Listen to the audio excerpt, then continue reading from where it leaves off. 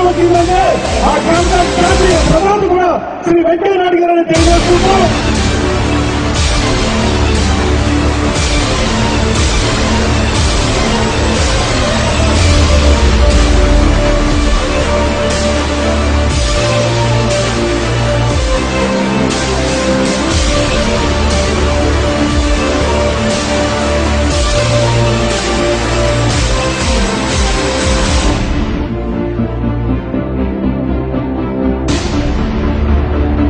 ఈ ఆంధ్రప్రదేశ్ కి కేంద్ర ప్రభుత్వం మోడీ గారు వచ్చిన తర్వాత ఏం జరిగిందని కొంత ప్రశ్నిస్తూ ఉన్నారు.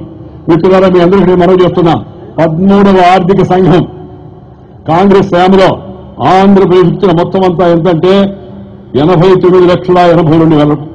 ప్రత్యేక హోదా ఎవరికి ఇస్తారో చెప్తాను మీకు నేను. ఎందుకంటే రాజమండ్రిలో విజ్ఞులు ఎక్కువగా ఉన్నారు, గోదావరి జిల్లాలో కూడా తెలియని వాళ్ళు. ఒకటి ఎవరికి ఇస్తారా ప్రత్యేక హోదా అంటే సరిహద్దు రాష్ట్రాలకు ఇస్తారు. ఆదాయం తక్కువగా ఉంది కాబట్టి నేను ప్రత్యేకంగా హోదా ఇవ్వమని అడిగాను. 14వ ఆర్థిక సంఘం ఏం చెప్పిందంటే ఆంధ్రప్రదేశ్ కి 5 ఏళ్లలో 22,000 కోట్ల రూపాయల రెవెన్యూ లోటు ఉంటుంది. కేంద్ర ప్రభుత్వం మోడీ ప్రభుత్వం ఆ 22,000 కోట్ల రూపాయలు ఆంధ్రప్రదేశ్ ఇచ్చేందుకు అంగీకారం కుదిరింది. ఆ విధంగా కేంద్ర ప్రభుత్వం ప్రకటించింది పార్లమెంట్ అని అందరూ కూడా మనం చేస్తున్నాను.